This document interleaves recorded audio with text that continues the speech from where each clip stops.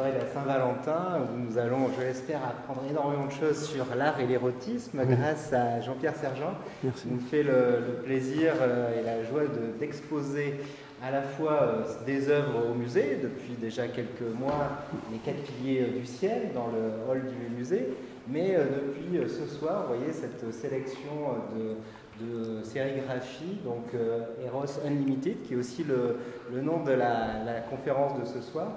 Et donc Jean-Pierre Sergent va nous parler de son travail, de l'érotisme dans l'art, des origines quasiment jusqu'à nos jours.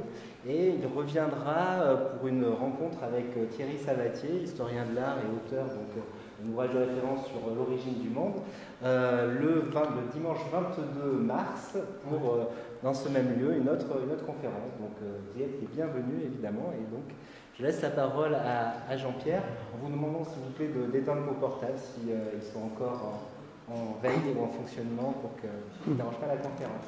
Voilà, bonne soirée. Merci, merci. Bon, bah écoutez, bonsoir à tous. C'est vraiment un plaisir d'être ici devant vous, dans ma ville, parce que ça fait longtemps que je vis à Besançon. Ça fait maintenant 14 ans que je suis ici, après avoir passé 10 ans à New York. Donc je vais vous parler un peu de mon histoire et des œuvres d'art que j'ai rencontrées au travers de ce périple de la vie d'artiste depuis une quarantaine d'années. C'est vraiment un travail de longue haleine d'être artiste. Et quand les gens pensent à 20 ans d'être artiste, je pense qu'il faut au moins 20 ans plus 20 ans. Et il faut vraiment une certaine maturité, à part des artistes comme Basquiat, qui a pu rencontrer l'énergie très rapidement.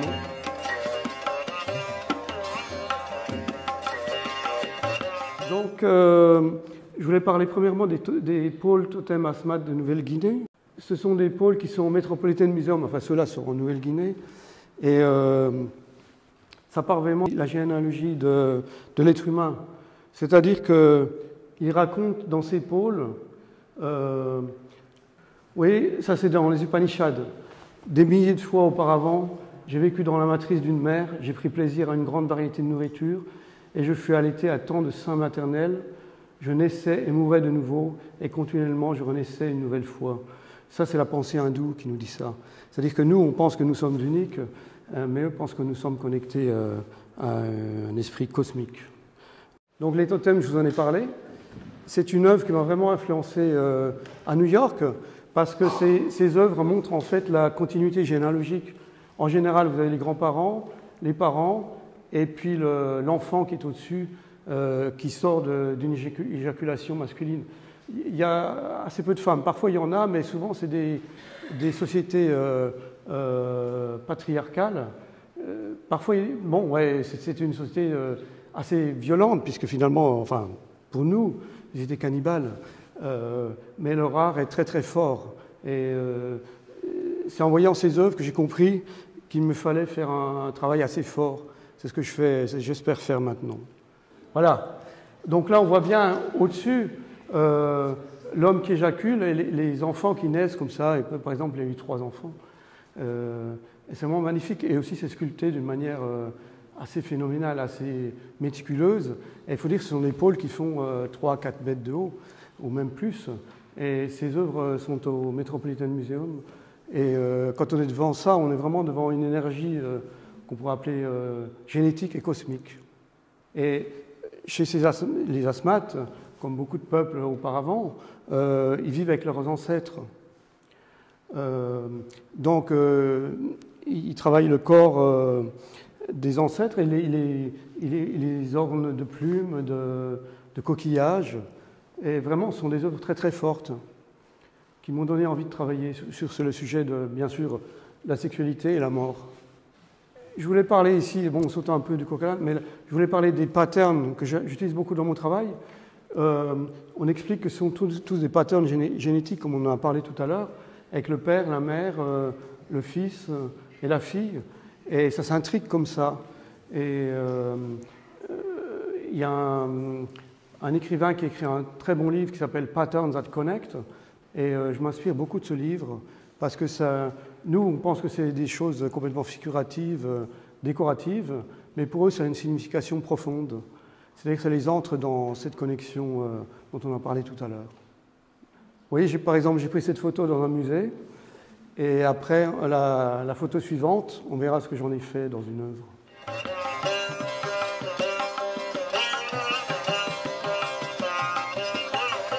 Là, je vais parler des dieux et des déesses fertiles et sexués, parce qu'il faut dire qu'en Occident, les dieux ou le dieu n'est pas sexué. Ça pose quand même un problème à la pensée humaine, quoi. C'est la ville de Hohlfels, en Allemagne, moins de 35 000 ans. Et il faut dire qu'au départ, ces sociétés préhistoriques, paléolithiques, avaient besoin de fertilité. Ils ne savaient pas comment on se reproduisait quelque part. Ils n'avaient pas d'idée sur la sexualité, la maternité et tout ça. Et donc, mais ils avaient quand même conscience qu'il fallait que la femme soit vraiment généreuse, quelque part abondante dans sa chair, pour régénérer le monde et les nouvelles générations. Donc, ce sont de très belles statues. Voilà, aussi ces petites statues d'Iran. Ils sont magnifiques, vraiment. Ça fait penser à certains artistes contemporains d'aujourd'hui. Mais on voit des tatouages et bien sûr, on a perdu, parce que beaucoup d'œuvres d'art faites à cette époque-là étaient faites sur des vêtements, sans doute, et tout a été perdu, bien entendu. Donc il nous reste quelques statues sur os ou sur pierre, ou dans les cavernes. Voilà aussi une belle statue qui est de France, Vénus de la Brie-Pato, une fois. Ça, c'est une déesse iranienne encore, qui est magnifique. J'ai trouvé ça sur Internet, je trouvais que c'est magnifique. On voit les seins sont bien notés, et puis le pubis aussi, avec la fente. C'est très important parce qu'il faut penser qu'en Occident, le sexe n'est jamais signifié avec la fente pendant au moins 500 ans. Et bien sûr, le sexe de l'homme en érection n'est jamais signifié non plus. Ça, c'est en Inde. Donc, voilà, les femmes sont montrées nues, présentant leur vagin aux fidèles en souvenir du samsara, porte d'entrée dans le monde de la vie, du plaisir, de la souffrance et de la mort. Il ne faut pas oublier, il y a le plaisir et la souffrance et la mort, bien sûr, qui nous accompagnent tout au long de notre vie. Ouais. Mais c'est une très belle statue et il faut voir les temples en Inde. Mais j'ai jamais eu la chance d'y aller, mais c'est toujours un sentiment de joie et aussi de non-terreur, parce qu'on est terrorisé en Occident. L'Occident est terrorisé par la sexualité. Voilà, vous voyez ces temples. Ben, vous montreriez ça aujourd'hui dans un musée, le musée fermerait. Ça pose quand même un grave problème. Il y a quand même des scènes de fellation, de sodomie, ils s'en donnent à cœur joie. Et ces temples, certains temples sont décorés à l'extérieur, ils sont vides à l'intérieur pour représenter la matrice, le lieu où on est créé, si vous voulez. Bon, c'est magnifique ces statues, vraiment.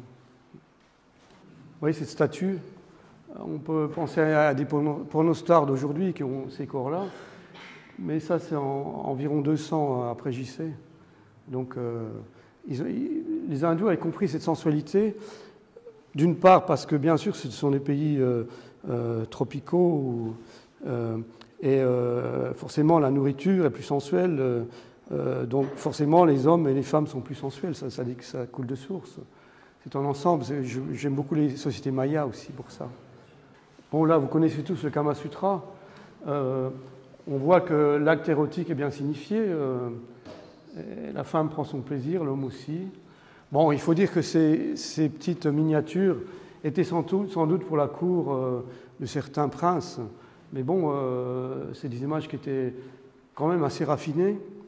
Parce qu'en France, je vous montrerai tout à l'heure, les dessins érotiques sont vraiment tragiques quelque part, tragico-comiques. Voilà encore une statue avec à côté le lingam, qui est le symbole phallique en Inde.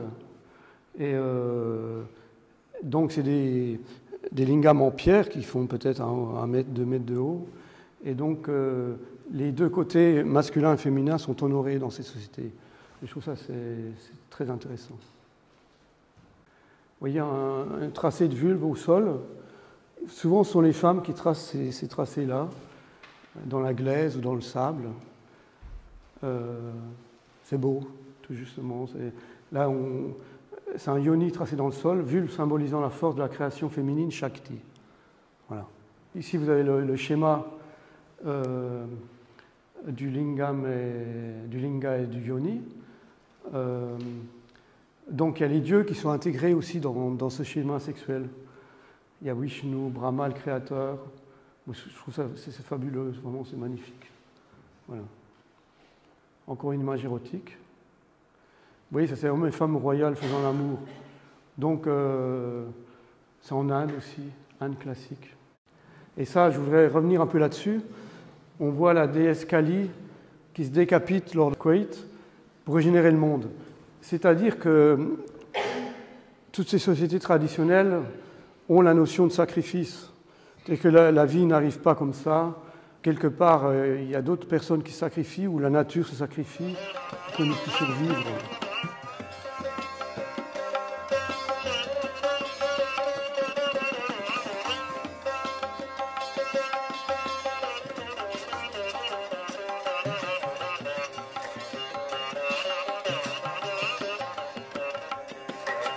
Et donc là, on voit Kali qui copule et son deuxième moi, son âme, son corps éthérique, se décapite et le sang jaillit de son cou et ses servantes récupèrent le sang.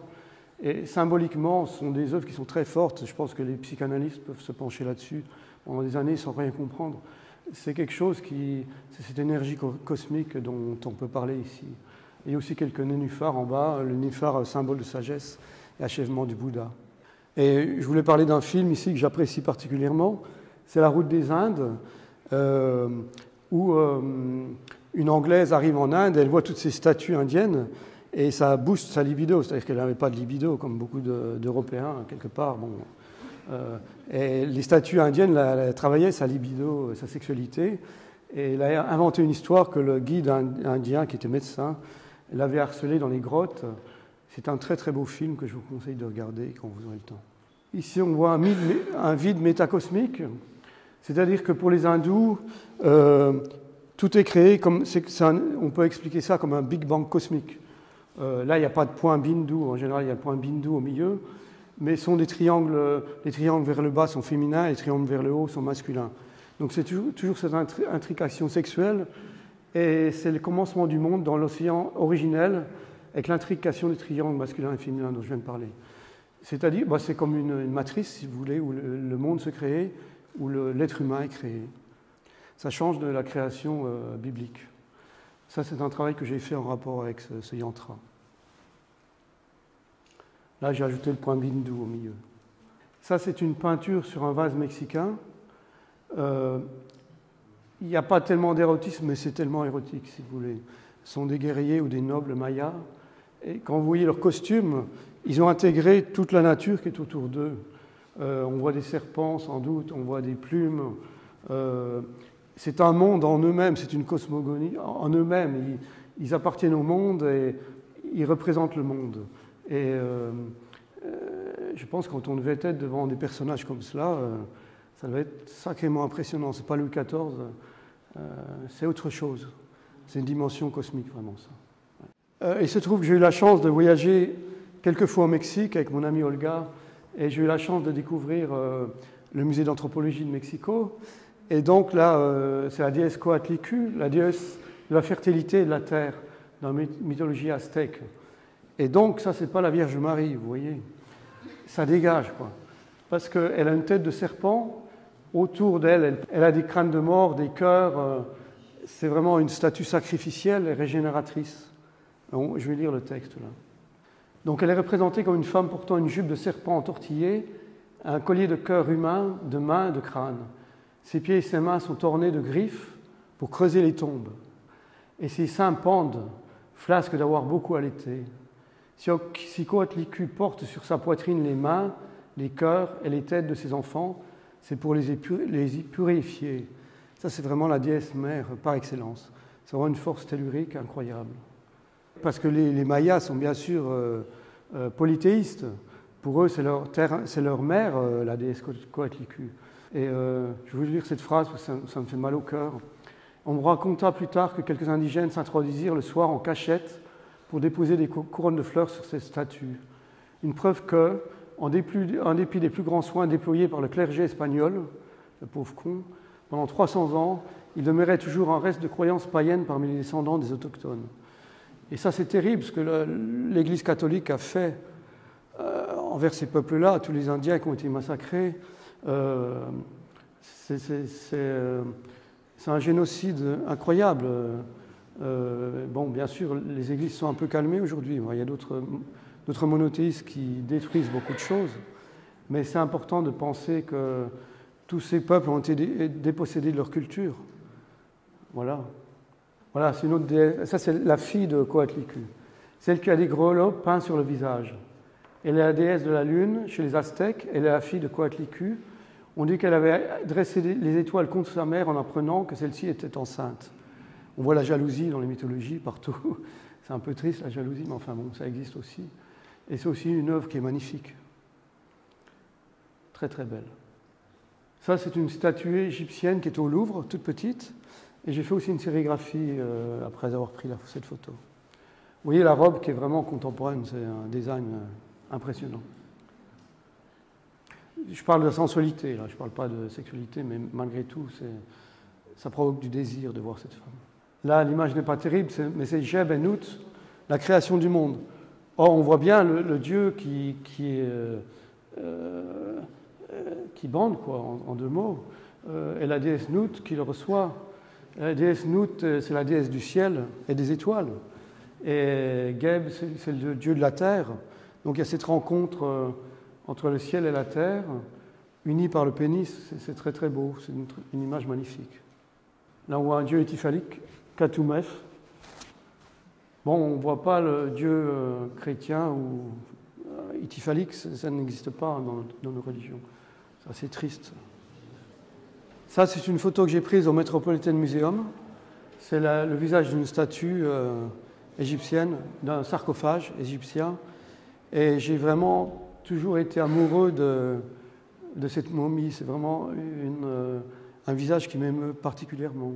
C'est une momie qui a plus de 3-4 000 ans, on ne sait pas. Mais ce visage est tellement sensuel et serein qu'il m'a toujours ému. Ça, c'est aussi une petite statue qui est au Louvre. Et les 13 points vitaux ont été percés par des aiguilles de cuivre pour demander l'amour absolu d'un amoureux. Bon, on est à Saint-Valentin, vous pouvez faire ça aujourd'hui. Sauf qu'il faut que ce soit enterré dans la tombe de quelqu'un qui est mort de mort violente. Donc là, je ne sais pas si vous connaissez des criminels ce soir, mais bon, voilà. Ils ne plaisantaient pas avec l'amour là-bas. Et cette petite statue était entourée d'une feuille de plomb où il y avait tous les formules magiques pour s'accorder l'amour éternel de l'être aimé. J'adore cette statue. Là, on voit la Grèce ou Rome, où les corps, commencent à se désexualiser un peu. Le sexe est quand même représenté, mais on ne voit plus les poils ni la fente. Bon, c'est comme ça. Et c'est beau malgré tout. Ça, c'est une photo que j'ai prise au Louvre, qui est aussi magnifique, hein, très sensuelle, cette statue. J'ai fait un travail de sérigraphique avec ces statues. Vraiment, le marbre est superbe, hein, vraiment, c'est une sensualité incroyable aussi. Bon, ça, c'est des œuvres érotiques grecques. On voit le jeu, on sent qu'ils n'ont encore pas cette angoisse occidentale. Le corps était quand même bien honoré en Grèce. Pour ceux qui parlent anglais, je vous conseillerais la lecture de ce livre qui a été pour moi très important. J'avais vu cet auteur à l'Open Center à New York, et justement, il était allé en Grèce, et il avait vu ces nus comme ça, dont le sexe n'était pas caché, et qui étaient libres de leur sexualité et de leur vie. Et il s'est dit, mais qu'est-ce qui s'est passé en Occident pour que le corps soit autant réprimé dans la littérature et dans les arts. Et lui, il pense qu'il est neurochirurgien, donc il pense que c'est l'opposition entre cerveau gauche et cerveau droit, le cerveau gauche étant celui du texte. Et il a réfléchi à chaque fois que le texte prenait la partie sur le cerveau droit, les femmes étaient réprimées. Comme à l'invention de la Bible, du Gutenberg, on a pas mal chassé de sorcières, de femmes sorcières. Donc ça pose vraiment un problème, mais c'est un livre qui est illustré et qui est vraiment très très intéressant à lire. Là, je voulais vous parler d'une culture moche. Ces peuples-là avaient une culture d'œuvres érotiques. Ils fabriquaient des vases, et sur ces vases, ils mettaient toujours des scènes soit de fellation, soit de sodomie. C'est une culture assez peu connue, mais j'ai eu la chance de voir une belle exposition de ces œuvres-là au musée ethnologique de Vienne, et leurs œuvres me passionnent vraiment. Donc, à la fois, ils servaient de l'alcool, on ne sait pas pour quel rituel c'était fait, mais ce sont des œuvres vraiment magnifiques. Voilà, bon, là, on voit une scène érotique aussi. Là, on voit un homme étyphalique. C'est marrant parce qu'on sent cette joie d'être en vie, quoi. Ça, c'est une statue amérindienne qui est au Met, et j'ai toujours aimé cette photo. On sent que c'est une amérindienne qui a les pieds sur terre, qui a enfanté, qui est heureuse dans sa sexualité, dans sa vie. Enfin bon, c'est ce que j'assume, mais c'est une belle présence. Et je voulais finir ce petit chapitre en disant qu'à Madagascar, beaucoup de statues sur les tombes présentent des scènes de copulation où là on voit une femme très sexuée pour bien sûr régénérer la vie. Ça change un peu nos croix. Voilà.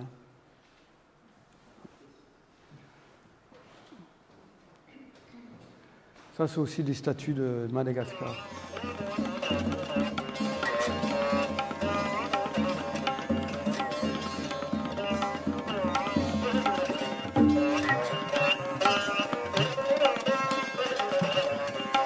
Bien sûr, je ne pouvais pas faire une conférence sur l'érotisme sans parler des shunga japonais que tout le monde connaît. Donc, ces premières estampes ukiyo-e furent conçues pour illustrer les manuels explicites sur la sexualité. Le sexe était considéré dans le Japon de l'époque comme une fonction naturelle, un moyen de s'amuser. Donc, ces images qui seraient censurées de nos jours n'avaient rien de particulièrement choquant. Bon, ben voilà, c'était l'éducation sexuelle de l'époque. Et heureusement, ce sont des grands artistes qui ont illustré ces scènes-là. Et bien sûr, ce sont des œuvres absolument magnifiques. Voilà, des shungas de vulve.